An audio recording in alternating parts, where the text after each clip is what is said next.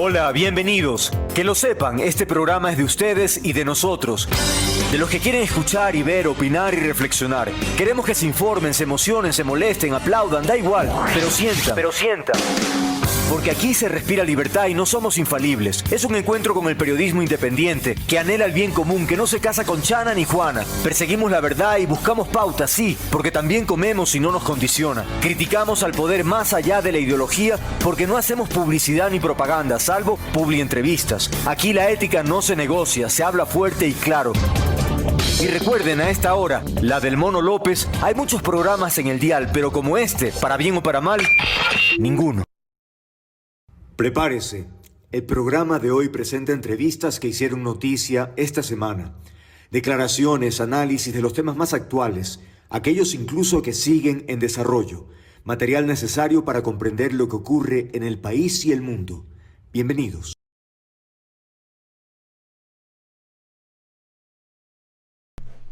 Tenemos ya a nuestro primer invitado.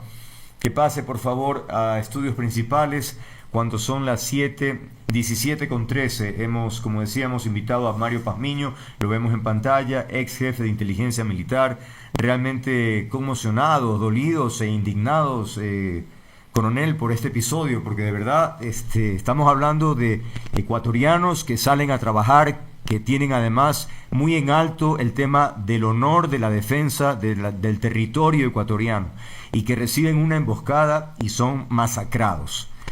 En este contexto ha surgido una teoría que la está investigando el propio gobierno a propósito de la posible filtración de información. Se habla de la posibilidad de que llegue hasta altas esferas de Fuerzas Armadas, no sé, un general o algo, una cosa realmente que sería brutal, ¿no? Pero bueno, ¿cuáles son sus primeras reflexiones sobre este episodio, coronel? Bienvenido, buenas tardes. Muy buenas tardes, un cordial saludo para la audiencia de este precioso medio de comunicación. Gracias por la invitación, Andrés. Primero, pues es muy lamentable este episodio, la muerte de los 11 soldados, indudablemente que es un golpe muy fuerte para las Fuerzas Armadas y para la seguridad del país. Pero hay que reconocer también lo siguiente. En este programa y en diferentes medios de comunicación he venido advirtiendo sobre la presencia de los comandos de la frontera desde hace 3 años y medio a 4 años atrás. Entonces, hay una falla del sistema de inteligencia nacional por no procesar adecuadamente esta información.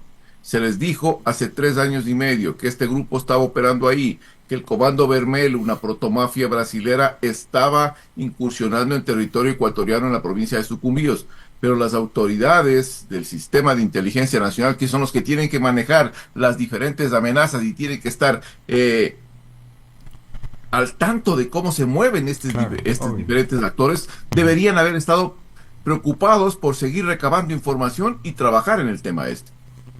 Eso por un lado. Por otro lado, es conocido que en el sector que comprende este triángulo de minero, comprendido en las provincias de Orellana, Napo y Sucumbíos, pues desde mucho tiempo atrás, yo diría unos 3 años atrás, se vienen desarrollando un sinnúmero de actividades por parte de organizaciones delictivas internacionales y nacionales.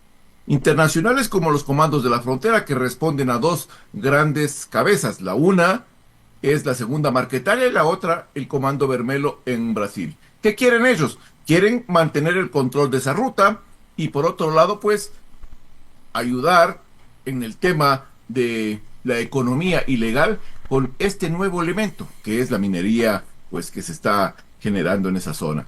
Pero tienen la colaboración directa de otras organizaciones delictivas nacionales, que también se dieron cuenta de que este tema de la minería ilegal es un factor importante para seguir acrecentando sus finanzas y han entrado en colaboración directa con este tipo de estructuras. Entonces, no solo tenemos de allá a los comandos de la frontera, tenemos lobos, lagartos, tiguerones, también hay presencia del Tren de Aragua en esa zona. Entonces, es una bomba de tiempo que desde mucho tiempo atrás ha venido manejándose y ha venido incrementándose. Entonces, este comunicado o esta reacción de los comandos de la frontera en el sentido de que no se responsabilizan por lo sucedido, ¿podría tener sentido?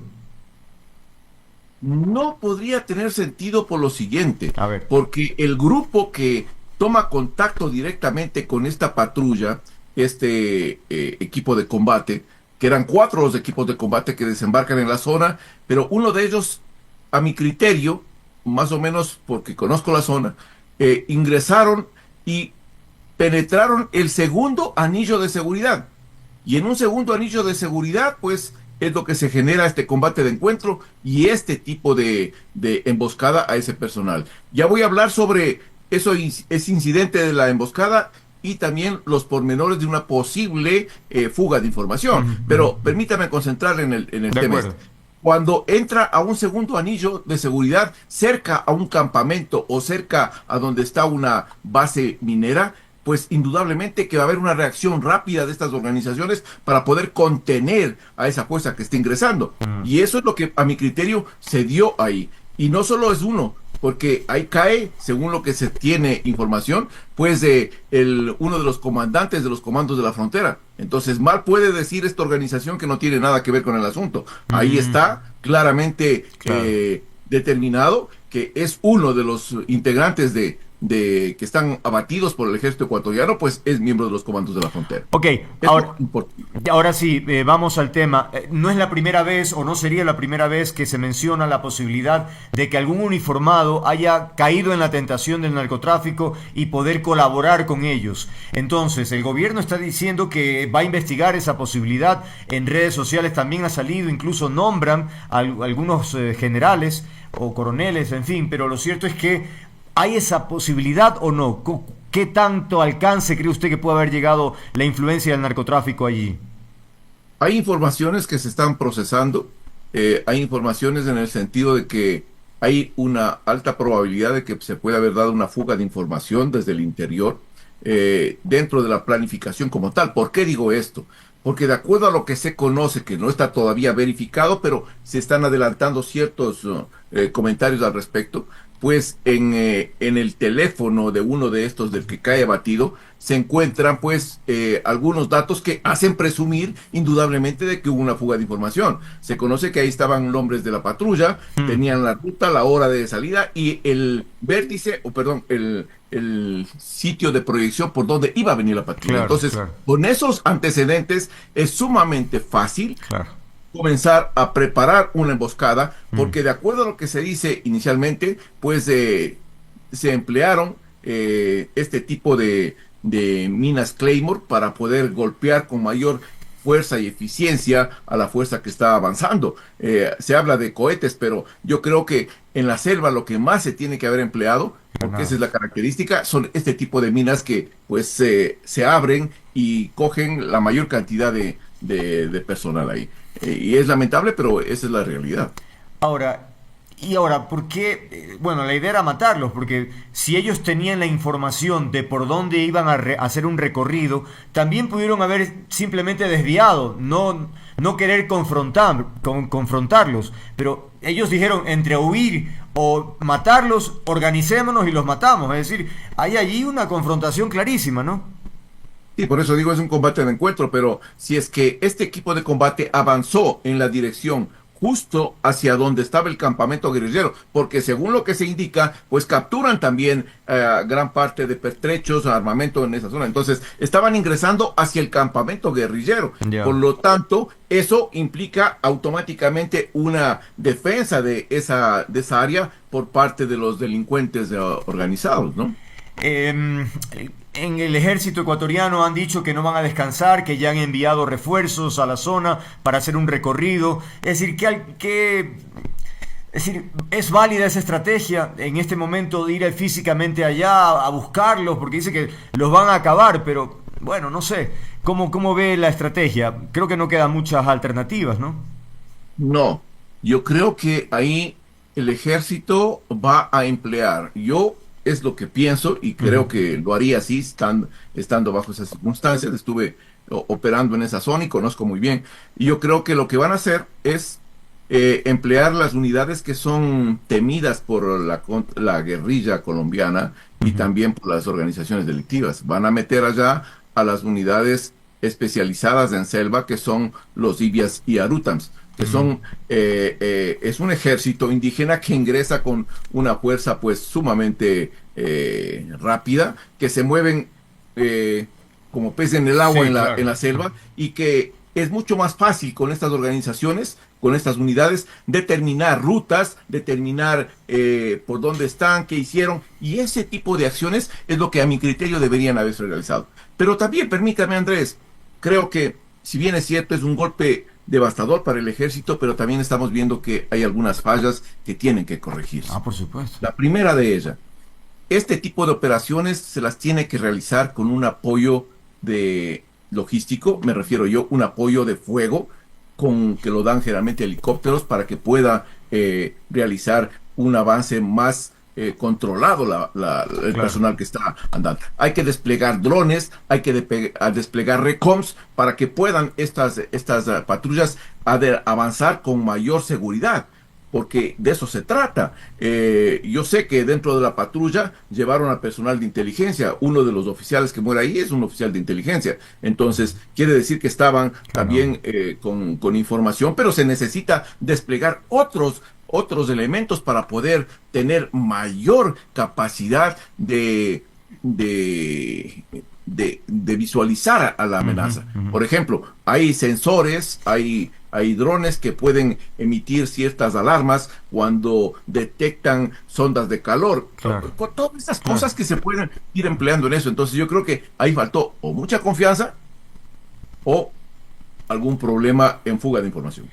Si hacemos una comparación de los gobiernos, de los pasados gobiernos, últimos tres gobiernos, y este, ¿usted encuentra una diferencia sustancial en las estrategias de combate? Y se lo pregunto porque este gobierno declaró la guerra. Y cuando habla de guerra, cuando alguien habla de guerra, como yo lo comentaba al inicio, la idea es pues salir a enfrentar al enemigo y tratar de matarlo, acabarlo. Si no hacemos eso, entonces yo lo que no entiendo es si estamos haciendo lo mismo que los anteriores gobiernos o este ha marcado una distancia y estamos en una guerra real. ¿Qué me dice usted?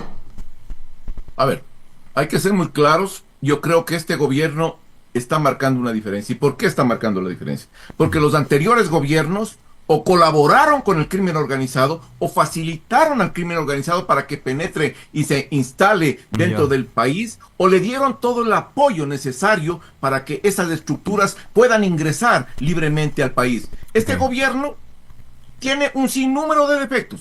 Yo lo he criticado mucho. Mm, Tiene un sinnúmero de cosas que tiene que corregir, indudablemente que sí, pero ujú. ha tenido los pantalones, ha tenido la energía para decir: voy a enfrentar a estos 22 grupos catalogados como terroristas y voy a enfrentarme con toda la fuerza del Estado. Lo ha hecho. ¿Hay errores? Indudablemente que hay errores. Hay una cosa importante, Andrés. Este país tiene 4 décadas de penetración del crimen organizado, por lo tanto, no es tan sencillo el tratar de corregir una situación tan lamentable como la que vive nuestro país en tan corto tiempo. Pero, por ejemplo, también se critica mucho, y creo que con usted también lo hablamos, el señor Eric Ah, no. Prince. Es decir, Prince. ese y ese otro tipo de cosas. Tú dices, pero a ver, ¿dónde está la guerra? Es decir, no sé si me explico. Sí, no. A ver, yo he sido muy claro, Andrés, y en este programa creo y en otros medios de Sí, sí, comunicación, sí. al decir claramente que la peor decisión que pudo haber tomado el gobierno es haberle invitado a este señor, que pertenece a una organización de una empresa de seguridad que está cuestionada a nivel global por Mm, diferentes procedimientos que tiene, claro. y que vino acá solo a hacer una visita, entre comillas, protocolaria, a pasearse Propaganda. un rato ahí, tomarse unas fotos Mm, y dar mm. declaraciones fuera de cualquier entorno, y no hacer nada más. Porque el ministro del Interior actualmente, consultado por un medio de comunicación, dice: señores, recién estamos analizando la posibilidad de contratar. Y el señor presidente de la República en Francia, cuando le preguntan también, dice lo siguiente: sí, hicimos un acercamiento con el señor Prince, pero no pasó más allá de unos criterios sobre lo que está pasando en el país. Nada Claro. más de eso. No creo que vamos a continuar por allá.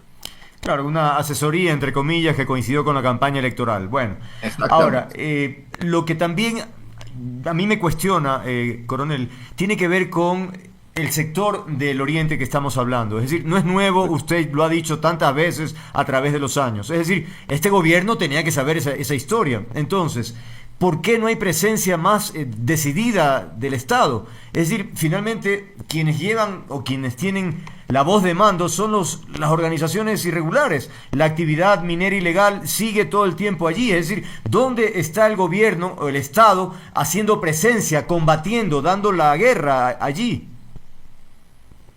Completamente de acuerdo.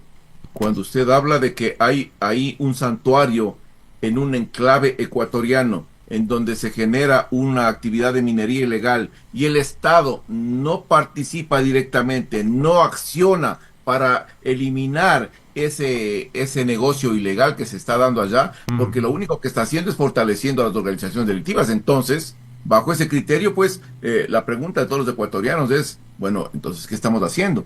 Pero lo más grave del tema es que debía de haberle el CIES manifestado y proporcionado esa información al presidente de la República y decirle, aquí tenemos un problema, ordene usted para que el Ministerio de Defensa y esas organizaciones comiencen a hacer los barridos necesarios para que saquen de esa zona. Igual que existen otros sectores de nuestra geografía nacional, porque no es solo en el punto este, se acaba de presentar un incidente lamentable, sí, indudablemente, pero eso es uno de los tantos sectores que existen. Ya existió otro enfrentamiento en el sector de Ponce Enrique, recordará usted, claro, también con muertos y heridos.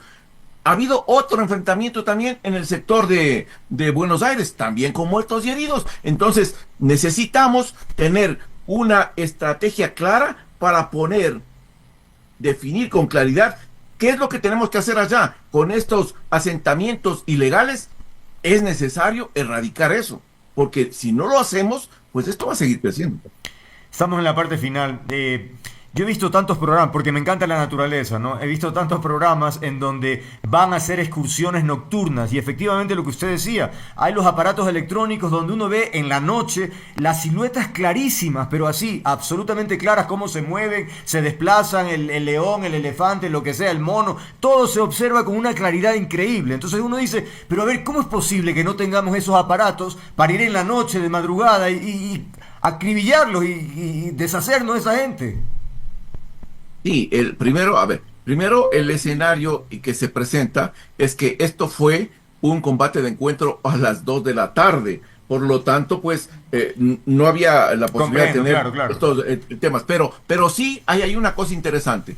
Se podía haber utilizado drones con este tipo de dispositivos térmicos para poder determinar si existe gente en el sector. Esto sí lo podemos hacer. Entonces, yo creo que tenía que haberse empleado este tipo de tecnología para asegurar al personal militar. Pero otra cosa importante, si vamos a desembarcar personal militar en un área que es conflictiva, tenemos necesariamente que prestar lo que siempre se hace, pues un apoyo aéreo de los helicópteros para darles mayor protección a ese personal. Finalmente, coronel, ¿qué expectativa tiene? ¿Esto quedará como una suerte de deseo? ¿Vamos a acabar contra ellos? ¿Vamos a perseguirlos? ¿O cree que efectivamente esto tendrá resultados? Yo creo que el comandante general del ejército, y le escuché en la mañana de hoy al señor comandante de la 4ª división, creo que son personas muy serias y están sumamente dolidos con este accionar. Y pues van a realizar dos cosas indudablemente. El uno, van a desplazar a su personal para hacer un rastrillaje pues en toda la geografía. Y por otro lado, de confirmarse que hubo fuga de información, lo van a procesar y lo van a entregar a las autoridades. Yo creo que de ser así, espero que no sea así, pero de ser así, pues es una traición a sus compañeros y una traición a la patria que no es permitido por nada. Tienen esas personas que ser pues entregadas a la justicia para que sean sancionados y públicamente indicarles a los ecuatorianos que ahí están los traidores que están beneficiándose de este tipo de cuestiones por unas migajas de plata. El tiempo se me acabó, pero me quedó el tema de Colombia. ¿Se puede confiar en solicitarle ayuda a Colombia para este tema o con los antecedentes de Petro mejor ni tocarlo? Yo creo que con el presidente Petro, mientras el presidente Petro esté allá en Colombia, No hay creo que la chance. situación no es conveniente, Claro. porque Petro ha sido muy claro en mantener una posición a favor de las organizaciones de narcotráfico y también a favor de los diferentes grupos, a tal punto que quería crear unos gestores de paz entregándole a las disidencias de las FARC. Entonces, bajo ese concepto, si a mí me consultas y yo estuviera en el gobierno, diría no, Claro. trabajamos solos, no, no hay condiciones para hacerlo. Muchas gracias. Ha sido el coronel Mario Pazmiño, ex jefe de inteligencia militar. Le agradecemos por sus análisis, reflexiones y su posición frente a este tema, insisto, tan doloroso para el país. Que tenga una buena tarde. De igual manera, Andrés, una buena tarde. 17:33. Ojalá se dé pronto esto. Yo comprendo que hay que, en fin, trabajar, pero ya tienen la información adecuada y se han ido al sitio y van a hacer a peinar el terreno, digamos, a recorrerlo. Ojalá haya resultados. Es decir, ok, quien sabe es el coronel y él considera que este gobierno ha mejorado la guerra o el enfrentamiento. Bueno, pero que nos dé una demostración contundente con los cuerpos abatidos de esos criminales, que esperamos que efectivamente la sangre de nuestros hermanos ecuatorianos sea de alguna manera vengada con la de estos criminales, insisto, que lo asesinaron de manera cobarde, ¿no? 17:33, tiempo de pausa, venimos de inmediato.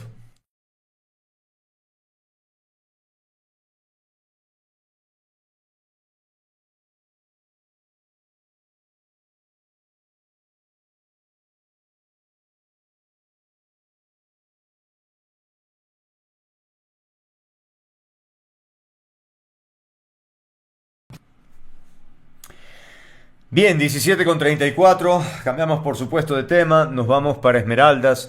¿Por qué? Porque, bueno, ustedes recordarán este episodio también duro, sin duda, que tiene que ver con el sismo tan fuerte que ocurrió allí y que provocó una situación también difícil para varias comunidades. De inmediato se activaron los protocolos de ayuda de la Secretaría de Riesgos para llevar alimentos, salud, asistencia, comida, en fin, todos los elementos que evidentemente cuando sucede una tragedia como esta. Pues bueno, ha pasado el tiempo, por favor sí que pasen nuestros invitados, ha pasado el tiempo digo, y resulta que al menos en determinados sectores, al parecer, las promesas no se están cumpliendo como se hubiese esperado. Hemos invitado a Fabricio Valencia, el expresidente del recinto Chucaple, y a Edita Ceballos, ella es damnificada por el derrame de petróleo, una más de las personas que han sufrido por esta situación. Los hemos invitado para que nos cuenten exactamente qué es lo que está sucediendo y por qué dicen que no se ha cumplido exactamente lo que se había prometido. Empecemos, digamos, desde la parte un poco más formal, Fabricio, con usted. Cuéntenos, háganos un balance, porque alguna ayuda tiene que haber llegado. ¿Qué pasó? ¿No llegó toda? ¿Cuál es el diagnóstico que usted hace? Mi estimado Andrés López, muy buenas tardes. Gracias por la entrevista y preocuparse por las zonas aledañas de acá.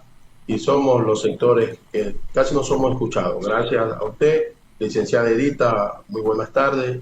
Bienvenida, la primera vez usted, nosotros la segunda vez. Mi estimado Andrés, el tema digamos así, el tema de acá, nuestro, es un tema muy complejo. No, las promesas no se cumplieron, nunca se cumplieron. Los bonos que se quedaron a dar nunca se cumplieron. Ahorita tenemos un problema que ya hoy entraron a clase, nuestros niños son más de 350 alumnos y no tenemos todavía el tema de los tanques de agua potable. A ver, trajeron unos tanques. perdone que interrumpa, Fabricio.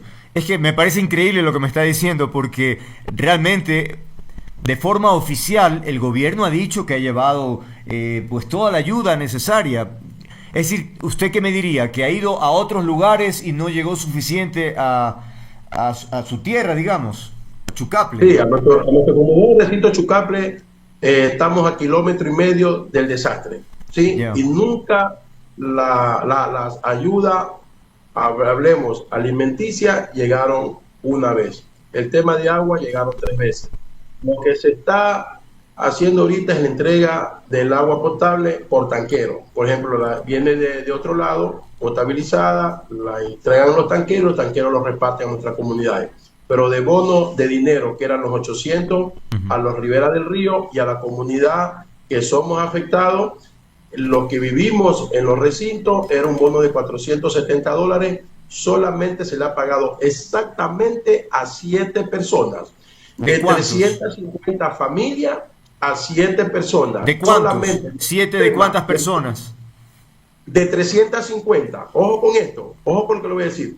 En el sistema de riesgo solamente están ingresadas 117, exactamente 116 personas ingresadas para supuestamente cobrar el bono, entre comillas, para cobrar el bono. Y faltan de ingresar, que el sistema lo han cerrado.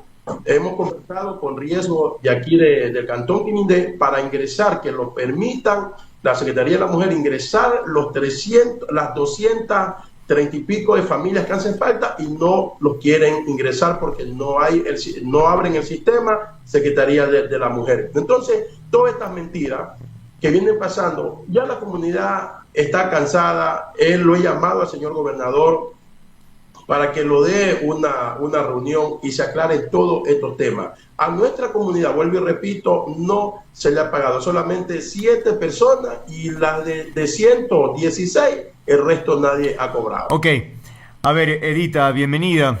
Le iba a preguntar cómo está, pero bueno, me imagino cómo debe estar. Por favor, cuéntenos cuáles fueron los daños que usted sufrió a propósito de este sismo y qué ha pasado en este tiempo. Muy bien. Buenas tardes, señor López. Buenas tardes, Fabricio. Agradezco la oportunidad que nos dio. En primer lugar, no fue sismo, fue el derrame del crudo que sucedió a 1,5 kilómetros de nuestra comunidad.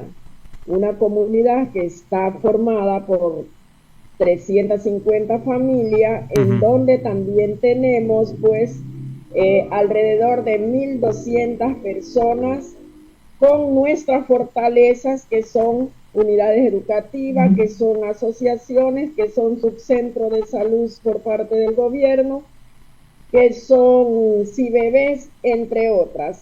Entonces todo esto se ha visto afectado. A mí como persona se me ha visto afectado el río por donde cruza. El petróleo bajó por el río. Yo tengo alrededor de 860 metros por donde corrió el petróleo dentro de mi propiedad, pasó por el río.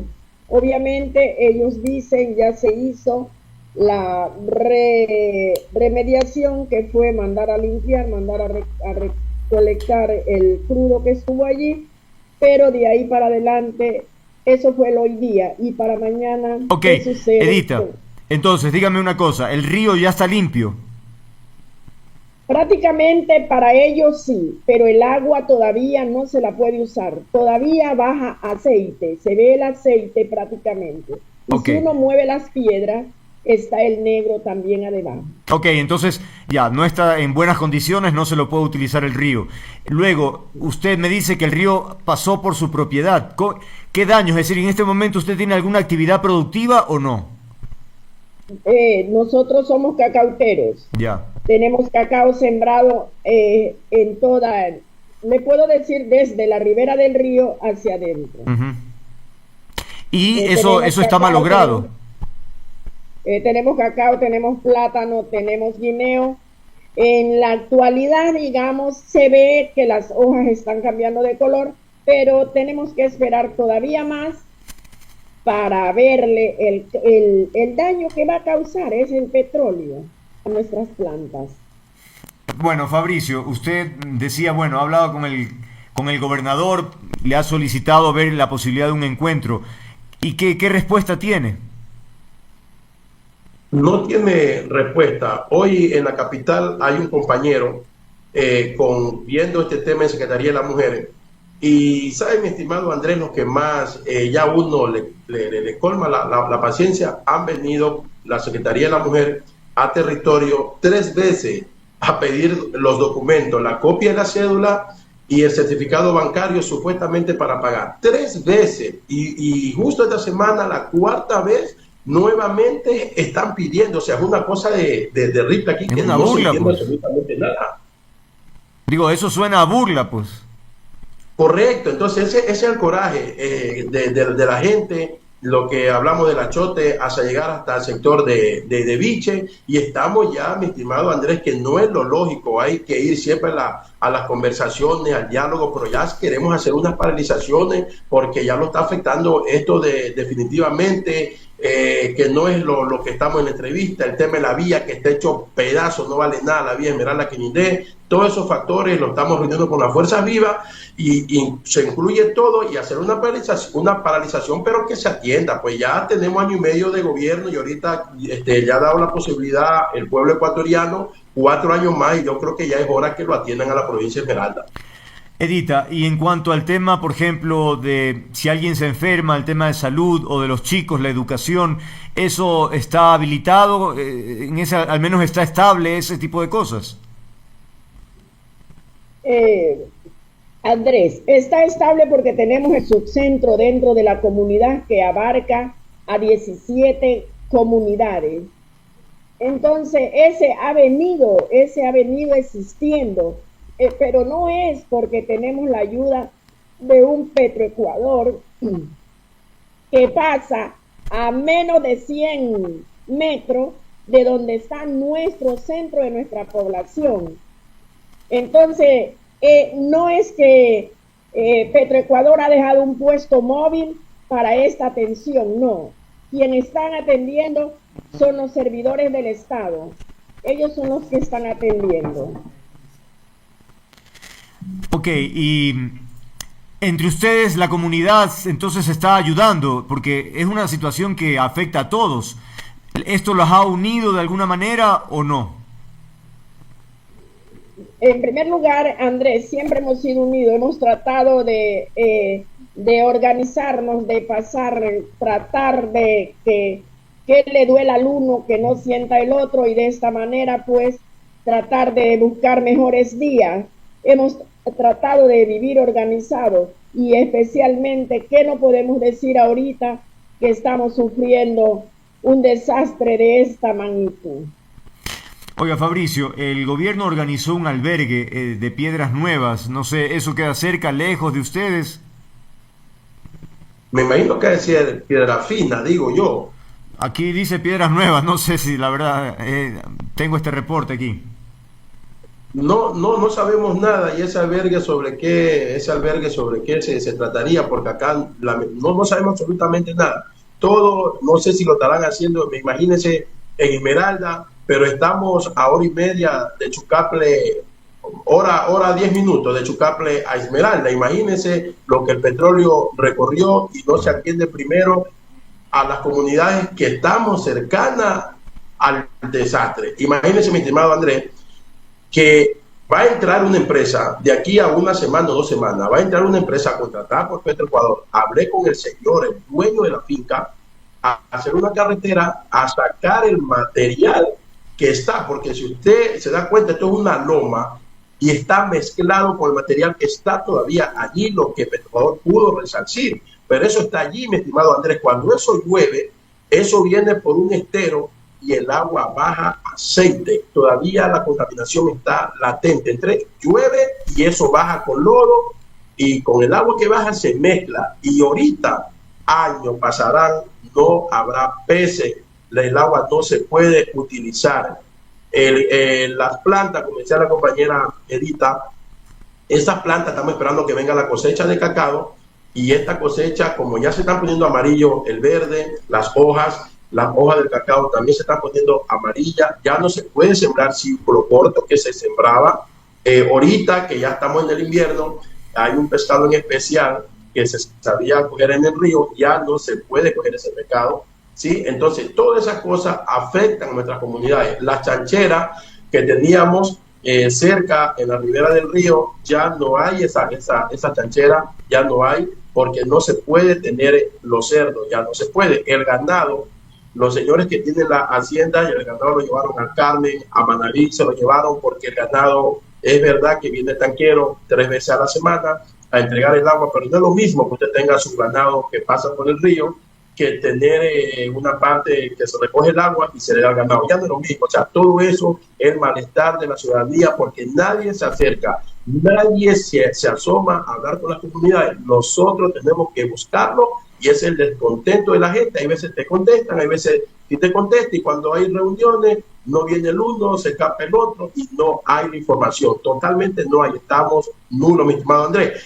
Y le repito, 4 veces han pedido la documentación para hacer lo mismo y no se le paga casi a nadie. Oiga, Edita, y cuénteme cómo está la gente, el ánimo de las personas con tantos problemas, que por cierto no de ahora, ¿no? Siempre han tenido inconvenientes en los sectores un poco más apartados, pero digamos que esta situación obviamente es muy difícil. La gente anda deprimida, anda molesta, anda con esperanza. ¿Cómo diría está el ambiente de sus amigos, de su familia, de su gente? Andrés, la gente está bastante deprimida.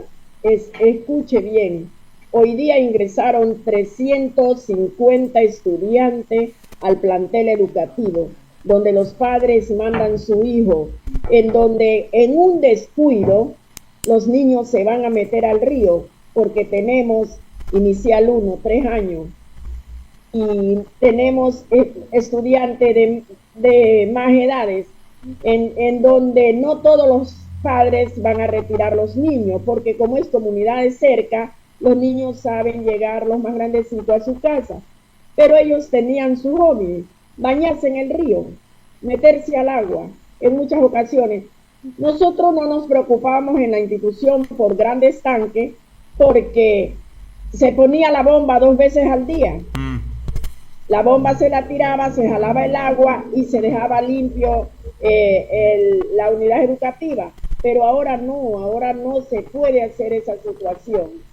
Entonces, toda esa situación, y nuestras personas están preocupadas pensando en qué será el mañana, sus cultivos, la vida de sus hijos, porque el hoy pasó.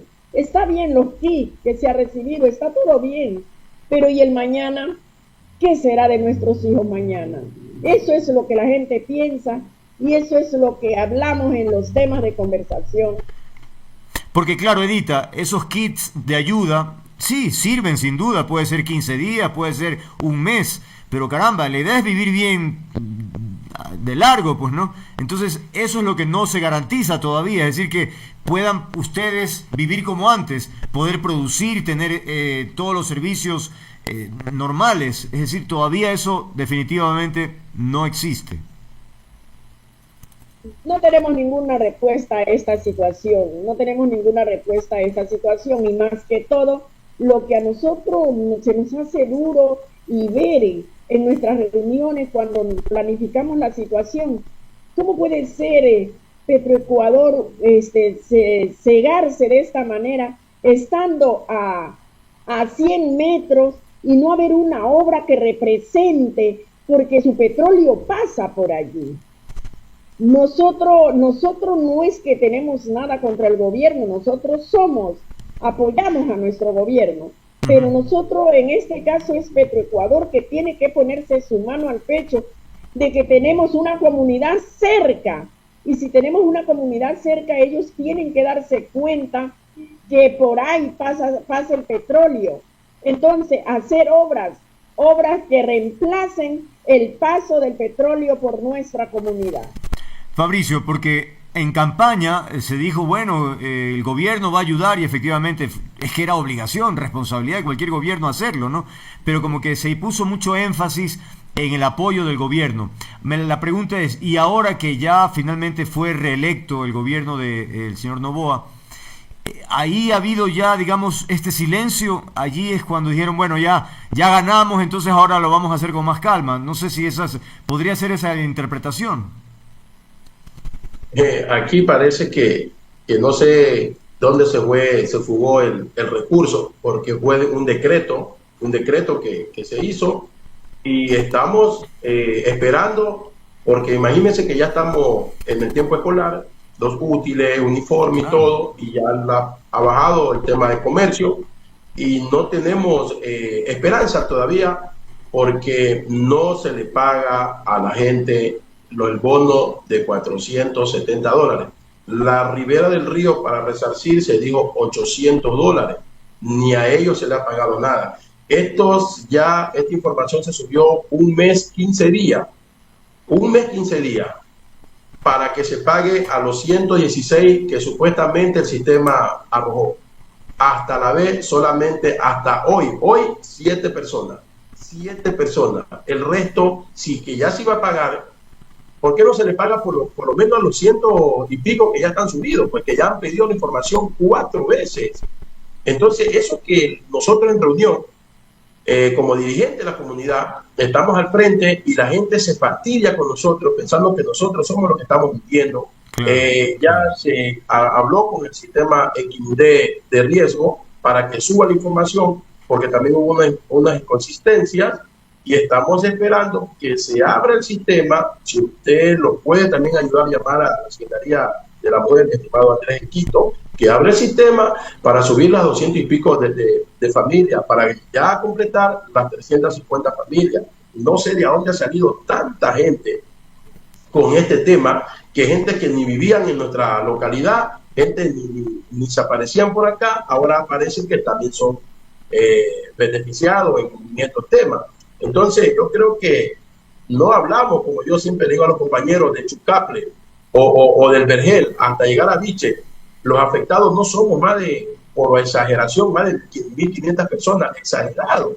¿Por qué se ha aumentado tanta gente? Y ese ha sido el problema de los pagos, que no le sale su dinero a la gente. Entonces no mientan, porque uno como dirigente también tiene problemas y piensan que uno le está mintiendo o uno no ha hecho bien el trabajo. Y en reuniones que hacemos, la comunidad está totalmente descontenta con la gente que está manejando este tema. Claro, yo comprendo, ustedes como líderes tienen que responder ante ellos, pero llega un momento que ya escapa de ustedes, porque dependen también de lo que diga el gobierno, ¿no? Ahora, Edita, y en el tema del esparcimiento, es decir, el entretenimiento, el deporte, la música, algo que es tan innato en cualquier comunidad, ¿eso está paralizado en este momento o sí hay actividad? Uno que otros jóvenes sí están haciendo deporte. La situación, usted sabe lo que viene pasando en nuestra provincia.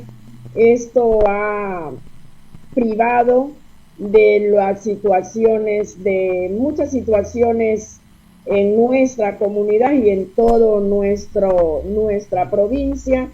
Se ha privado bastante de esta situación.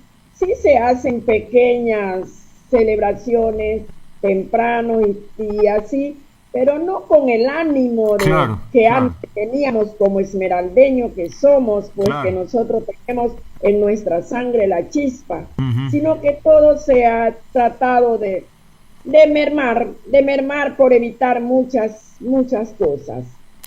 Sí, me imagino, porque efectivamente es una característica de los esmeraldeños tener una actitud positiva, entusiasta, a echar para adelante, ¿no? Pero caramba, la situación es complicada. Yo no sé si a ratos, Fabricio, habrán pensado en organizarse la población y hacer un reclamo un poco más formal, yo qué sé, a veces en decisiones así un poco más radicales puede ser que haya reacción, convocar a los medios de allá para, no sé, reclamar, digamos, de esta situación. Mire, yo le digo la verdad, mi estimado Andrés, van a pensar que uno desestabiliza el tema, pero no te queda más que salir a la vía, a la calle, hacer la paralización. Yo ya le di al señor gobernador 3 veces, le he mandado los mensajes, hemos estado chateando, y yo le di al señor gobernador, ya se me escapa de la mano esto, le van a paralizar la vía y van a pensar que uno es político, anda haciendo una cosa y otra. Como le digo, uno puede ser un activista político porque son dos cosas diferentes, político y activista político, pero uno tiene que responder, y si usted no hace una medida de hecho, no lo van, como decimos en palabras medias acá, no lo van a parar bola, ¿ya? Entonces tenemos que llegar a un tema radical. La gente, el pueblo, me ha pedido ya en 3 reuniones que se paralicemos la vía. Lo único lo que yo le he dicho, esperemos un poquito, vamos a agotar todos los términos que hay que agotarlo, y si ya no se puede, pues hay que paralizar la vía y alguien tiene que responder. Yo le hago un llamado al presidente de la República, que ya llegó a la capital de la República, al Ecuador. Yo creo que tome carta en el asunto y, por favor, la señora prefecta, también creo que estaba en este tema, el señor gobernador, el Ministerio de la Mujer, que alguien venga y hable la verdad, y lo que ya está que se pague, y el resto de personas que se suban al sistema, y que quedemos con los temas pagados, cancelados, y que se reactive otro tema de las obras. Vinieron a la comunidad con los vehículos de las empresas que contrató Petroecuador, y esas empresas dejaron dañadas nuestro sector. Las calles dejaron dañados y no se ha tampoco remediado esa situación. Pasaron por el parque, por un pequeño parque que tenemos, a recoger la maleza, y eso quedó ahí. Yo tengo fotos que volquetas de Petroecuador vinieron del oriente y se quedaron atascadas en la vía que se ingresa, y quedaron a arreglar y no lo han hecho. Yo hablé con la ingeniera Río Frío, si no me equivoco, Dayanara Río Frío, que es la que está en este tema acá en la provincia de Esmeralda. Yo sé que estuvo delicadita de salud, ya ha tomado sus actividades, pero no vamos a esperar 5, 6, 7 meses para decirlo, lelo, y no se hace nada. Claro. Yo creo que ya es hora que alguien diga, se ponga al frente y diga, vamos a cumplirle a ustedes como ribereños del río o como afectados que hubo en el derrame. O sea, interrumpir una vía de circulación, de libre circulación, efectivamente es una infracción importante, pero hay que buscar alternativas, de pronto no una paralización indefinida, digamos, porque la gente también tiene derecho a circular, tampoco no se le puede impedir ese derecho de movilización, pero que también ellos comprendan, capaz que hasta respaldan y pueden ahí pitar o hacer alguna cosa, es decir, que sea algo momentáneo, pero que se dé la voz de alerta. A mí sí me parece importante, porque de lo contrario, a veces efectivamente, y con la experiencia que uno tiene de periodista, las medidas de hecho dan pie para que la gente hable, para que las autoridades tengan que responder frente a esa situación. Así que de pronto puede ser una alternativa que ustedes deberían considerar, no lo sé. Por ejemplo, Edita, si se da una medida de hecho, ¿usted la apoyaría o no? Nosotros estamos unidos y debemos hablar a una sola voz. ¿Qué le pasa a un compañero que no le pase a los otros? Estamos luchando por el bienestar de nuestra comunidad. Y en este caso, Andrés, no solamente luchamos por la situación de la indemnización de los $470, también luchamos por obra. Andrés, en el 2018 fue el diésel que se rompió a menos de 1 kilómetro dentro de nuestra jurisdicción, en nuestro recinto. Andrés, hasta la vez, haciendo papeles y tantas cosas, nadie de la ribera del río, nadie recibió un centavo. Entonces son situaciones que ya parece que Petroecuador se les hacen fácil, y mantenernos así, que pase lo que pase y no ha pasado nada a los pobres campesinos. Bueno, estos se conforman con un kit de comida y eso es basta. Entonces nosotros estamos con la cabeza alta, estamos creo que capacitados para todas estas situaciones, y nosotros dijimos basta, ya no es más de dejar que estropeen nuestros derechos, que pasen por encima de lo nuestro. Tenemos que hacer respetar. Está bien, la línea del petróleo se la respeta, entonces asimismo que se respete nuestros cultivos, que se respete nuestro recinto, que se respete nuestra zona. ¿Qué será dentro de 1, 2, 3, 5 meses que nuestros hijos aparezcan con muchos granos, con muchas marcas y con muchas cosas del agua, del petróleo, que sí va a suceder dentro de un tiempo? ¿Quién responde? ¿Quién va a responder por eso? Petroecuador terminará sus obras y se irá, como es costumbre de ellos. Eso es una situación que ya para ellos no es nuevo. Por eso ellos no se reúnen a ninguna comunidad a hablar con las comunidades, con el pueblo. Parece que nosotros fuéramos invisible para ellos. Eso pasa acá, eso pasa no es solamente en nuestra comunidad, la comunidad más arriba donde sucedió el hecho, igual. Y no digo que los 470 no se los necesita, Andrés, pero a veces creo que es como para callarle la boca a la gente, como para que no responda, pero ni eso lo han dado para hacer esa situación. Sí hubieron unas brigadas médicas inmediatas, pero no es inmediata, estamos buscando es para el mañana. Esa es la situación, Andrés, la cosa acá es crítica, eso pasa. Ok. Bien, el tiempo se nos ha acabado. Quiero agradecerles a ustedes y bueno, recordar o insistir en que los ecuatorianos tenemos derecho a reclamar nuestros derechos, valga la redundancia. Es decir, nadie nos puede coartar. Si ustedes quieren salir a caminar y a protestar, tienen 100% el derecho de hacerlo. Claro, no caer en violencia, eso efectivamente sí sería algo criticable, ¿no? Si viene la violencia, quién sabe, ahí puede...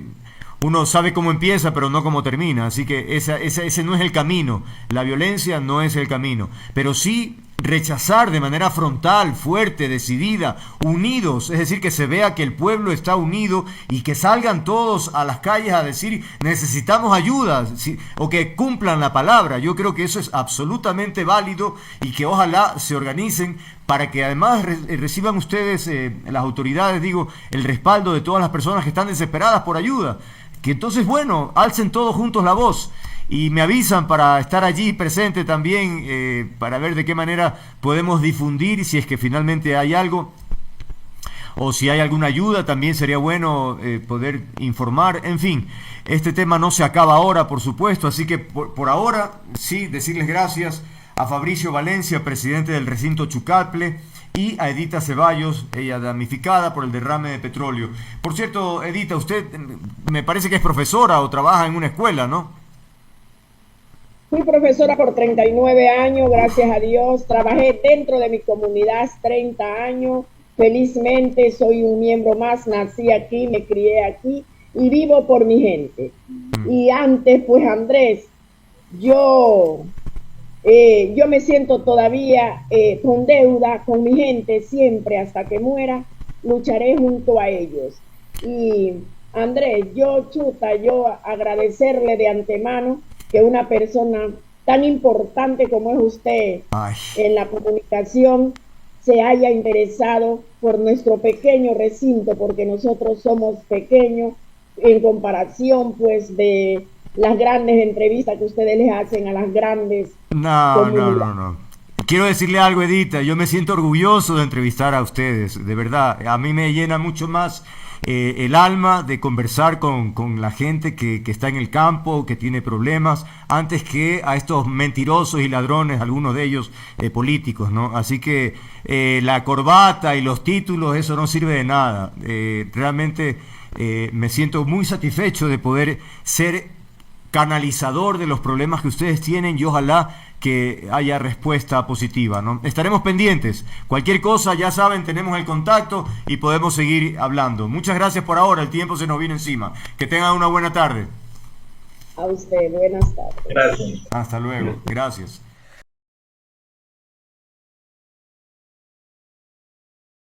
Bien, dicho eso, si está ya nuestra invitada, por favor que pase al estudio principal. Ahí la vemos ya a nuestra invitada. Sí, la pescamos ahí, Rosalía. Así como el video del Mashi, ¿ya lo vio? ¿Ya vio el video del prófugo en una entrevista? No he visto el video, pero yo estaba pintándome los labios, retocándome los labios para entrar a la entrevista. Que por cierto no hace falta, usted está siempre en 10 puntos, pero bueno. Gracias a nuestra invitada, ex vicepresidenta de la República y expresidenta de la República también. Nos interesa su opinión, Rosalía, porque evidentemente usted ha tenido experiencia con la relación en la Asamblea y esta nota nace a propósito de un reportaje que apareció en el portal del Universo, justamente haciendo este recuento, ¿no? Desde el retorno a la democracia, 69 eran al principio, 51 ahora, vaya que ha crecido el número, ¿no? 151, claro. Entonces, por cierto, antes era la Cámara de Representantes, luego fue el Congreso, hoy por hoy la Asamblea. Es decir, han habido cambios, ¿no? En términos generales, ¿le parece de sentido común que el número de esta Cámara, este Congreso, esta Asamblea vaya aumentando en función de la población demográfica de cualquier país? Nuevamente, bienvenida. Bien, buenas tardes, un gusto saludarles a todos. Yo diría que hasta lo que tenemos en los actuales momentos no ha mejorado la calidad de la Asamblea Legislativa, a pesar del cambio de nombre. Hemos visto toda una serie de problemas, de cambios, de camisetazos, de poca pulcritud en el manejo de los recursos económicos. Hemos visto también a asambleístas inmiscuidos en temas que tienen que ver hasta con narcotráfico, con delincuencia, con corrupción. Desafortunadamente no hemos mejorado. En cuanto al número, no sé, tal vez el Ecuador está gastando un poco más de dinero en tener más asambleístas. No sé si esto va a repercutir en una verdadera representatividad de los ecuatorianos.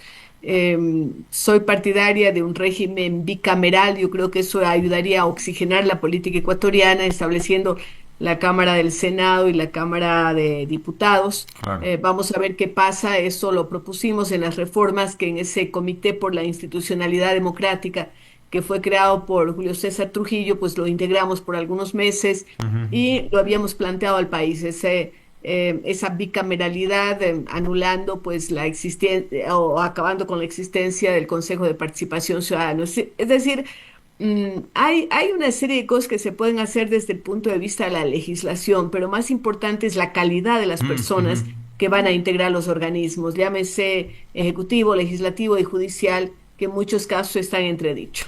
Y ponía el parámetro de la población, porque resulta que hay países que poblacionalmente son mayoritarios y sin embargo tienen un Congreso de menor número, es decir, no necesariamente utilizan, bueno, si crece la población vamos aumentando indefinidamente los asambleístas, es decir, puede haber otros criterios también, ¿no? Así es, porque si no podría volverse inmanejable en países como China o India, Imagínese. por ejemplo. Entonces, no creo que ese sea un criterio único, válido. Más bien hay que ver esa representatividad y la calidad de las personas que van a la asamblea. Eso depende de los partidos políticos, de los movimientos políticos que patrocinan a candidatos que muchas veces dejan mucho que desear y en otros casos también a los electores que elegimos mal. Claro, y en esa línea, revisemos un poquito, bueno, en términos generales, los requisitos básicamente son haber nacido en Ecuador, casi, ¿no? Creo que hay que tener 18 años y no importa más, es decir, es increíble, porque esto lo he conversado con algunas personas y dicen, bueno, es que el derecho de los ecuatorianos, todos tienen el mismo derecho. Sí y no, porque la idea es que vayan allá gente que sepa, pues, ¿no? Hay un chico de 19 años, yo no tengo nada contra la edad, pero pues tiene que formarse, tiene que haber una experiencia, caramba, no sé qué opina usted. Sí, lo conocí el otro día porque fue a visitarme. ¿Ah, sí? Y bueno, creo que tiene grandes afanes y grandes Obvio. deseos de trabajar y de formarse también. Eso me pareció interesante, pero concuerdo con usted, Andrés. Yo creería que deben exigirse más requisitos porque lo que estamos hablando es de legislar, es decir, hacer las leyes que van a regir en un país, porque los dos deberes de los legisladores son legislar y fiscalizar.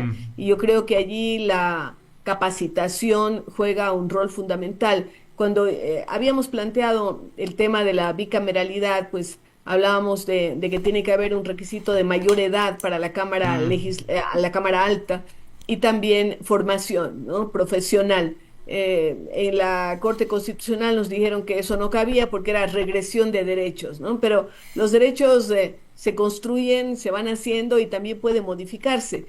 Justamente ayer y hoy hemos estado con técnicos de la UNIR, con profesores de la UNIR que nos han hablado de inteligencia artificial y nos decían, en algunos casos, inteligencia artificial va aprendiendo también de experiencia, error, ¿no? También hay errores hasta en la inteligencia artificial y hasta la inteligencia artificial tiene alucinaciones, ¿no? Vea usted. Entonces, ¿cómo no vamos a pensar que a lo mejor decir que en un momento dado están garantizados los derechos, pero si estos se oponen a los derechos de la mayoría, que somos todos los ecuatorianos, que queremos que haya una representatividad real y de que de verdad vaya la gente lo más capacitada posible para hacer las leyes que el Ecuador necesita en una época tan dura como la que estamos viviendo, con el acoso internacional del narcotráfico organizado? Vea usted que el narcotráfico se organiza y los presidentes y los líderes de los países no pueden organizarse para luchar contra el narcotráfico. Esto me parece que es algo que tiene que analizarse profundamente. ¿Cómo será el problema? No sé si también vio el video del presidente francés con varios colegas de él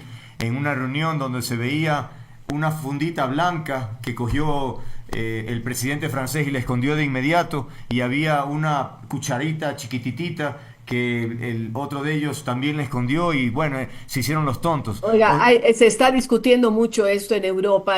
Algunos dicen era realmente una servilleta, pero también usted sabe que con inteligencia artificial se puede construir todo. Le pueden hacer ver lo que no existe. Entonces, me parece que allí también hay que tener la prudencia y la mesura. Lo que decía, probablemente esto es desinformación de gente interesada en que no se llegue a los acuerdos que debe llegar tener la Comunidad Europea, sobre todo en el caso del tema de Ucrania y la seguridad continental, que es un tema bien recurrente ahora en las conversaciones europeas. Bueno, retomemos, sí, efectivamente todo es posible, ¿no? Pero bueno, parecería que era un momento incómodo. Bueno, en todo caso, sobre la bicameralidad, efectivamente para el Ecuador no es una figura extraña. Nosotros ya la tuvimos, y entonces más bien se pretendía beneficiarnos de una experiencia que en su momento se creyó era la adecuada, ¿no?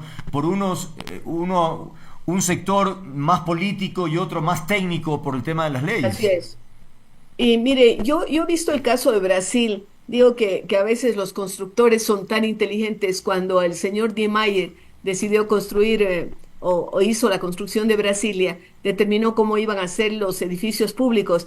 Y lo curioso es que en el caso del Congreso de Brasil hay dos platos, ¿no? Un plato es abierto hacia afuera y el otro plato es cerrado. Ya. En este plato abierto está la Cámara de Diputados y en el plato cerrado la Cámara de Senadores. ¿Por qué lo hizo? Porque decía, los diputados recogen todas las cosas que vienen de la sociedad, las iniciativas, y los senadores pues se dedican a reflexionar, y por eso ese plato cerrado. Bueno, a mí me gusta mucho esa alegoría, esa imagen, y también pienso que la política ecuatoriana necesita una oxigenación, y esa bicameralidad podría proporcionarle ese respiro, ese aire fresco, de decir, cambiamos. Igual he pensado que debería retornarse a la posibilidad de que quien ejerza la vicepresidencia de la República, como fue mi caso cuando yo fui elegida en el año 96, el vicepresidente, en este caso la vicepresidenta de la República, tenía funciones específicas, ¿no?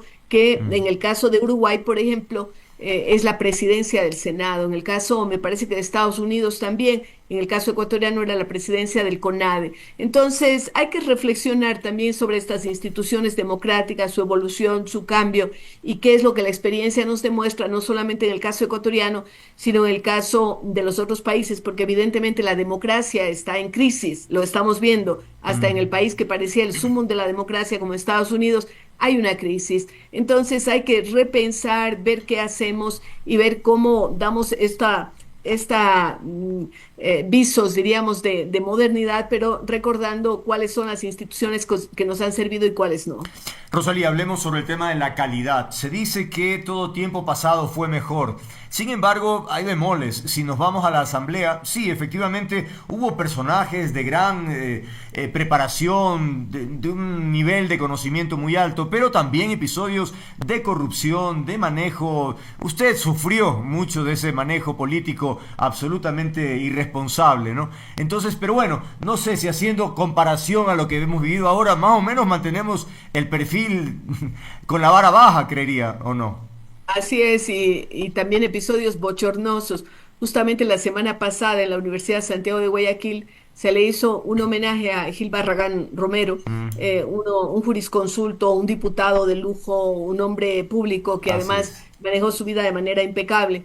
Y recordaba yo, porque me pidieron que diga un discurso, porque él fue mi ministro de gobierno, que intentamos entrar en el Congreso de la época y no nos dejaron entrar, ¿no? O sea, como que tenía miedo de que nosotros esgrimamos argumentos porque no teníamos ningún arma, y nos pusieron grupos de policías que impidieron la entrada. Inclusive en ese momento yo había sido encargada del poder por el propio Congreso, no me dejaron entrar. Entonces uno Increíble. dice, bueno, ¿qué clase de democracia estamos hablando?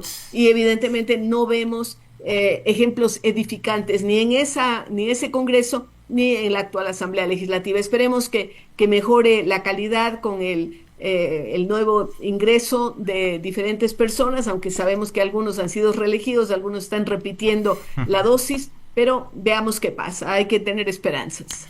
Y ya que hablamos de la Asamblea, que mañana, por cierto, es la elección de autoridades, y vaya que es un momento importante, el dilema o la expectativa es si será Anabel Asín la presidenta de la Asamblea o tal vez Neil Olsen, son los dos nombres que más suenan.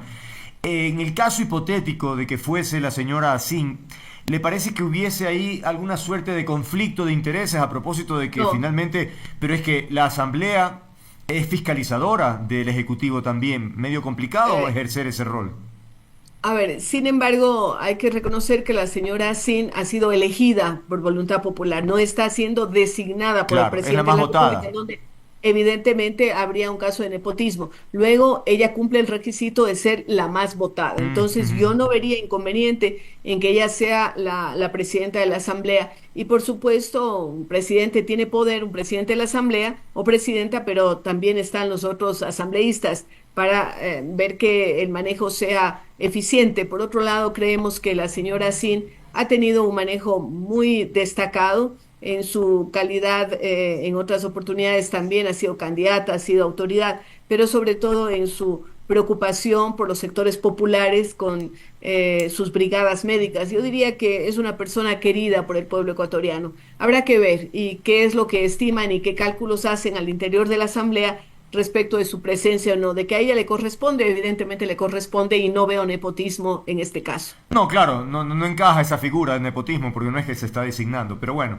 y efectivamente coincido, como le decía, que es la más votada. Ahora, pero se avecina una asamblea complicada, ¿no? Con dos bloques muy fuertes que el gobierno ha logrado obtener la mayoría, pero Revolución Ciudadana ha declarado la oposición, pero vamos, que no hay posibilidades de conversar prácticamente. A ver, siempre en los casos anteriores se ha hablado de la excesiva atomización, o sea, los ecuatorianos no tenemos remedio. Criticamos cuando hay atomización de los votos y Claro. ahora criticamos porque se establece un tipo de bipartidismo que en otros países ha funcionado bastante bien, los propios Estados Unidos o el propio Reino Unido. Entonces, yo diría que si el presidente de la República hace un manejo adecuado de su bloque, porque es el bloque de ADN el que tiene la mayoría, Ujú. pues podría inclusive trabajarse mucho el tema de reformas a la Constitución sin necesidad de ir a una constituyente. Podría cada momento el presidente de la República mandar reformas que pueden ser aprobadas de manera casi inmediata por una asamblea proclive y o Comprendo, afín al claro. primer mandatario. Esto facilitaría las cosas, ahorraría dineros y Uf. evitaría que el gobierno tenga que entrar en la aventura de estas convocatorias y de estas, podría resucitar mucha gente que tal vez no sea conveniente que vaya a la Asamblea Legislativa, ¿no? Y de pronto esto se da porque un gobierno, cualquiera que sea, sufre un desgaste en el ejercicio del poder y podría la situación cambiarse y así, allí sí tener una asamblea de oposición al régimen. Yo creo que tiene que meditar mucho los expertos que asesoran al presidente de la República y que el presidente mismo vea la necesidad de que se ahorren recursos, se ahorren tiempos y se gane en eficacia haciendo unas reformas a la Constitución y todo a través de la propia Asamblea Legislativa. Si la norma, o sí, establece que serían en principio, si hay una constituyente, por lo menos tres referéndum, lo cual habla de 200 millones de dólares, o sea, es una cifra realmente enorme, ¿no? Así que vaya que nos ahorraríamos muchísimo y sería una alternativa interesante para que efectivamente viabilice. Y ahí se justificaría, porque él dice, necesito constitución para gobernar. Bueno, si tiene a mayoría en la asamblea, pues ese sería un camino, ¿no? Así es. Y además todos los ecuatorianos, o la mayor parte, no diremos todos, pero buena parte de los ecuatorianos, creemos que esta constitución que nos rige no es la adecuada, que fue hecha casi entre gallos y medianoche. Recordará que muchos asambleístas de la época se quejaron de que los artículos que habían sido discutidos fueron transformados, trastocados, luego cuando se los sometió a la consulta popular. Y Mm. entonces hay muchas cosas. Allí había desde la ciudadanía universal, hasta quitarle la autonomía a las universidades, quitarle la autonomía a los municipios, excesivamente garantista por un lado, con una serie de problemas y la creación de 5 poderes del Estado que realmente vemos que ha sido un fracaso. Entonces, sí, esa constitución no es la adecuada para el Ecuador, estamos convencidos, yo lo estoy por mi parte, pero creo que sería muy peligroso entrar en una asamblea constituyente, como se habla, y más bien pensar en las reformas mediante iniciativa del propio presidente de la República, pero también las iniciativas pueden ser de parte de los legisladores, que pueden presentar iniciativas, por ejemplo, para acabar con el Consejo de Participación Ciudadana, mejorar el tema de la independencia de la Fiscalía. En fin, hay varias cosas que se pueden hacer vía reformas constitucionales. El tiempo está concluyendo, Rosalía. Me gustaría su opinión a propósito de la muerte de Pepe Mujica, sin duda un personaje que no pasa desapercibido. Los presidentes de la región han expresado su pesar, en fin, y han resaltado su legado. Que por cierto, lo que se coincide mucho, más allá de si alguien está o no de acuerdo con su ideología, tiene que ver con la coherencia de vida, ¿no? Alguien que en su línea política se mantuvo hasta el fin de sus días y muere pobre, no como los socialistas de ahora que aseguran su presente y futuro las demás generaciones. Yo decía al inicio que eso marca ya una diferencia enorme dentro del mundo del socialismo, ¿no? Sí, coincido con usted totalmente, Andrés. Creo que Uruguay ha sido un país diferente y ha tenido una tónica diferente con sus presidentes de izquierda, de derecha, de centro. No tuve la suerte de conocer al presidente Mujica, he conocido a otros presidentes y expresidentes de Uruguay, pero evidentemente ha habido una coherencia, una sinderesis entre su actuación y sus decires.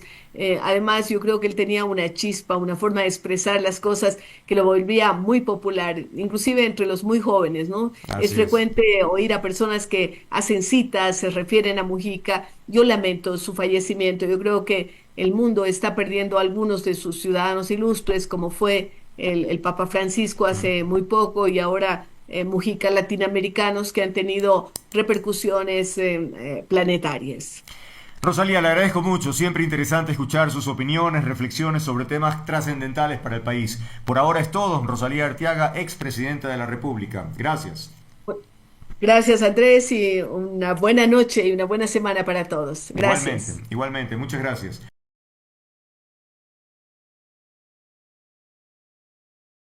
18:10, tiempo de continuar con nuestra agenda informativa. Creo que ya tenemos a nuestro siguiente invitado. Por favor, que pase al estudio principal. Cuando leí la noticia me pareció interesante tener mayores detalles porque evidentemente es primera vez de algo y en ese sentido nos referimos a la primera exportación de leche del Ecuador hacia El Salvador. Hemos invitado a Jorge Baño Carrillo, subsecretario de Producción Pecuaria del Ministerio de Agricultura. Muchas gracias por atendernos, Jorge.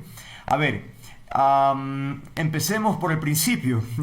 ¿Cómo nace esta idea? Es decir, ¿cuánto tiempo fue el proceso? ¿Quién tuvo la idea? ¿Y cómo fue, digamos, creciendo hasta finalmente darse esta exportación? Luego hablaremos de los detalles de la exportación como tal. Andrés, muy buenas tardes. Buenas tardes con todas las personas que nos están escuchando el día de hoy. Muchísimas gracias por la invitación.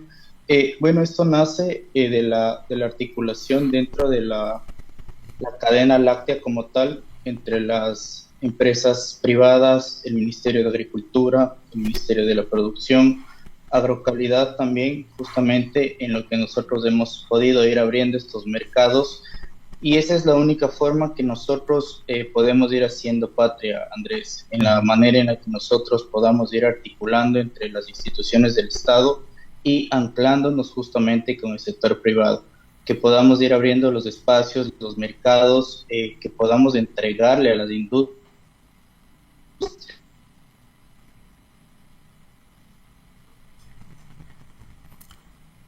Ahí se colgó la imagen, vamos a ver si la recuperamos. ¿Qué sucede? ¿Qué crees que puede suceder? El internet nuestro. ¿Y qué hacemos? A ver.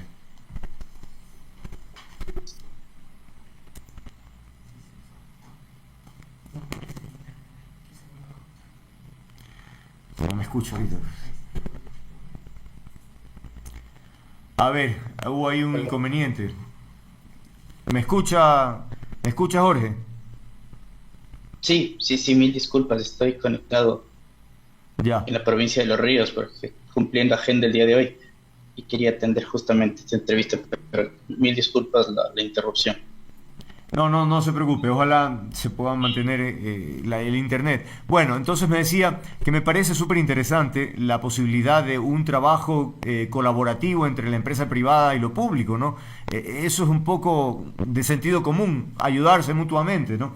Ahora, de estos productores de leche privados, estamos hablando de todo tipo, el perfil del productor, también hay pequeños, eso quisiera saber.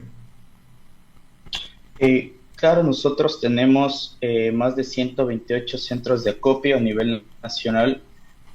Hemos hecho énfasis justamente en toda la parte de la sierra. Estamos en la región central, justamente de la sierra de nuestro país, Ujú. en donde estamos con mayor producción en la provincia de Pichincha, Cotopaxi, Tungurahua, Chimborazo, y es donde nosotros podemos ir identificando estos actores importantes dentro de la cadena y como Ministerio de Agricultura empezamos a hacer este seguimiento, capacitación, asistencia técnica para que ellos puedan entregar leche de calidad a las industrias. Entonces, la leche que está absorbiendo actualmente las industrias viene de pequeños agricultores, de Ya. pequeños productores de leche y Ujú. con un enfoque de la agricultura familiar campesina, Andrés. Entonces, Qué bueno. vamos dándole este valor agregado y esta importancia a las mujeres justamente que trabajan en el campo, en la sierra especialmente.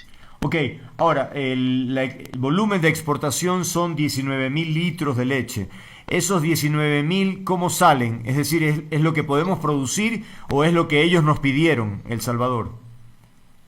Es la demanda que tenemos al momento. Recordemos que también tenemos un mercado de China que todavía no estamos enviando productos lácteos. Sí, Ujú. la venta actual a El Salvador es el primer pedido, es la primera venta. Ya. Y obviamente con esto que se sigan abriendo los volúmenes, ¿no? También tenemos Chile, tenemos Panamá que se abrió hace poco. Entonces tenemos alrededor de 8 o 10 países que estamos trabajando justamente en ir normando la parte sanitaria de controles en base a la normativa que tiene cada país en la parte de control y regulación zoosanitaria y sanitaria dentro de ellos. Entonces, con El Salvador ya se logró esto, es la primera venta, se irán pidiendo posteriormente, el cupo se irá ampliando y así podamos también seguir absorbiendo la leche a través de las industrias de nuestros pequeños productores de leche. Ahora, con tantos frentes, me pregunto, ¿si tenemos capacidad de producción de forma de exportar y garantizar el consumo nacional? Es decir, el que mucho abarca, poco aprieta, cuidado con eso. No, realmente es un reto bastante importante. Por años el sector lechero ha sido golpeado. En los últimos 15 años hemos tenido precios sumamente bajos. Es correcto.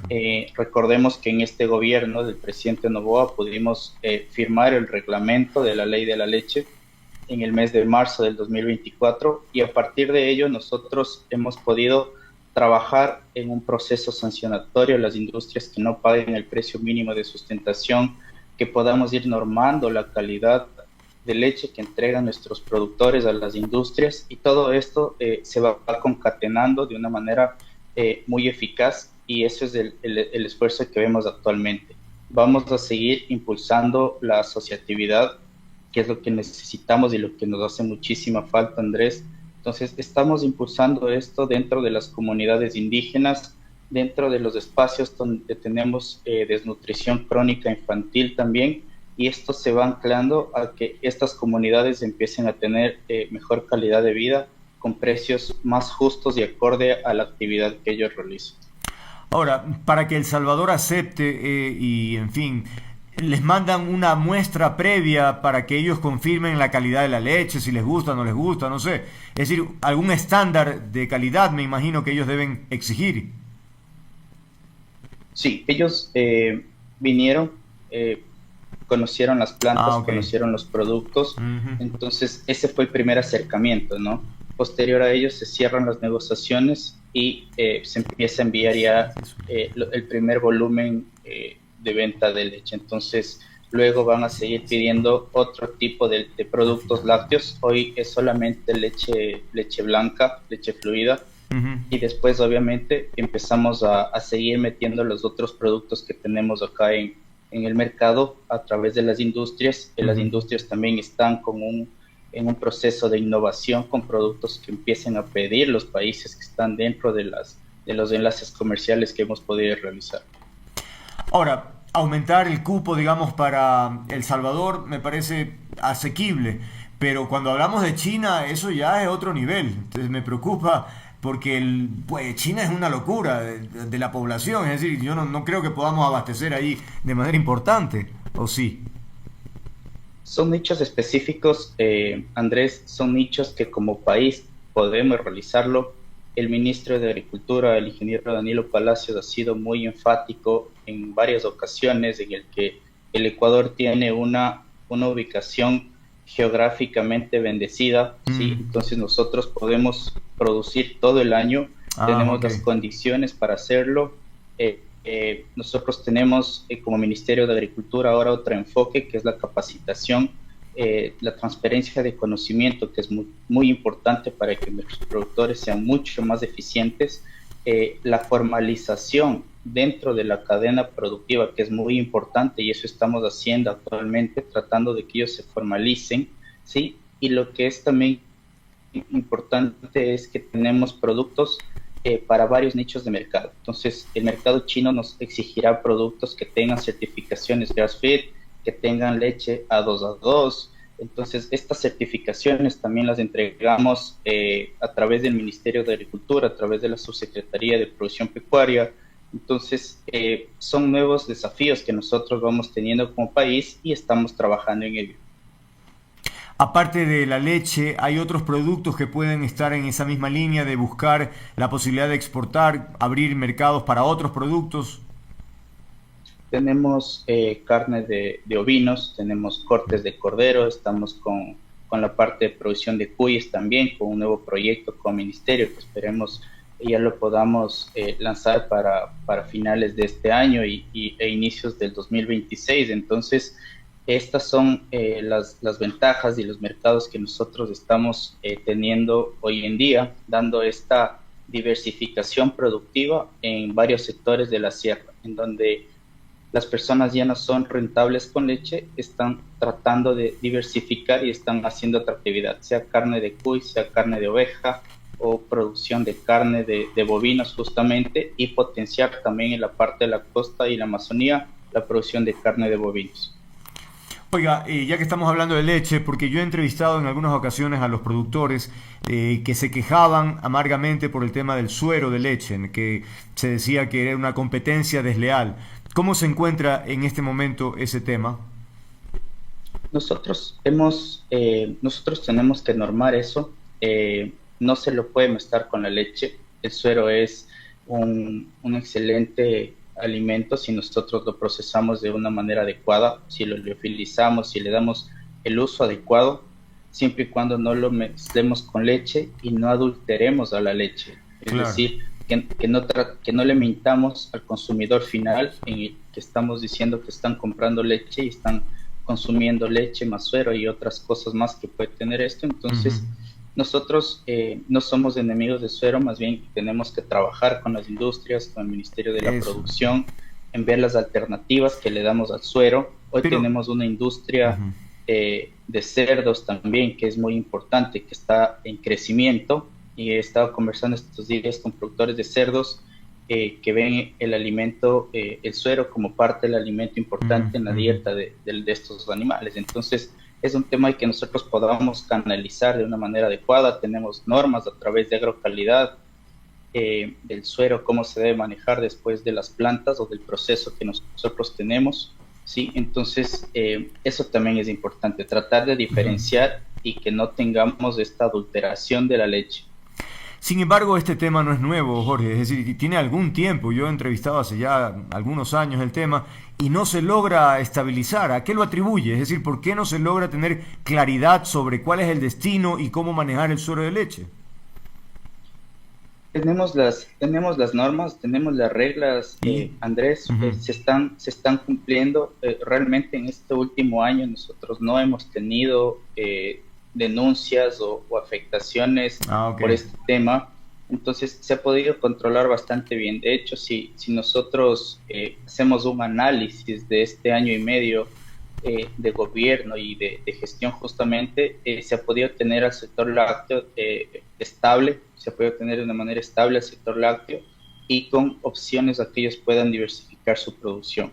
El tema de suero, como le digo, se tiene que ir controlando de una mejor manera. Estamos con Agrocalidad, con ARCSA también trabajando de la mano, y son las dos instituciones que tienen que hacer bien su trabajo, obviamente, y nosotros como Ministerio de Agricultura iremos empujando hacia eso, iremos empujando a que nosotros en los controles que realizamos en carreteras podamos detectar este tipo de cosas, y en estos controles siempre estamos con Agrocalidad, con ARCSA, llegamos a las industrias y podemos detectar cualquier irregularidad.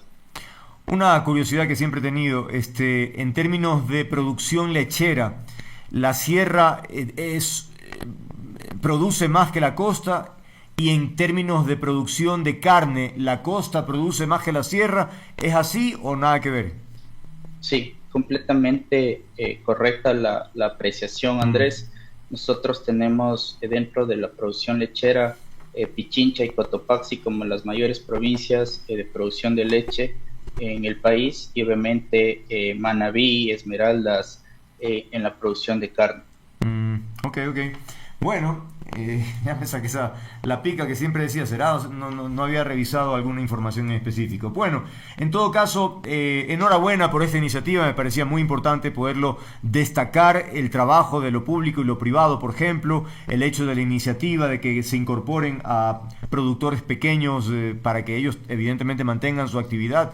Y bueno, qué bueno también saber que tenemos esa ventaja comparativa, ¿no? Aunque me imagino que Colombia y Perú más o menos lo mismo. Es decir, también pueden producir leche todo el año. En varias regiones sí, en otras recordemos que Perú, por ejemplo, se está inclinando más hacia rubros agrícolas por las extensiones que están teniendo bajo recurso hídrico. Entonces están yéndose a rubros un poco más importantes económicamente hablando, ¿sí? Que tengan mayor utilidad, y obviamente Colombia también migrando hacia otros cultivos. Entonces se queda la ventana o el mercado abierto para nosotros de una manera mucho más fácil, sí, pero con un reto muy importante, que es cumplir con varias certificaciones y con toda la trazabilidad que nos piden estos mercados internacionales. Muy bien, muchísimas gracias. Ha sido Jorge Baño Carrillo, subsecretario de Producción Pecuaria, hablando sobre esta primera exportación de leche a El Salvador. Sin duda un punto importante, ojalá continúen, porque eso habla de movilidad, de dinamismo en la economía, en las comunidades también, y pues bueno, obviamente que se nombre al país como exportador de diferentes productos. Gracias, Jorge, por habernos atendido, que tenga una buena noche. Un gusto, Andrés, y muchísimas gracias por la invitación. Igualmente, gracias. 18:29, amigas, amigos, es tiempo de despedir, pero recuerden, me encanta lo que hago, disfruto interactuar con ustedes. Si quieren encontrarme, aquí estoy, y estaré comprometido con el periodismo, con las ideas, con los afectos. Un apapacho, los espero siempre. Chao, chao.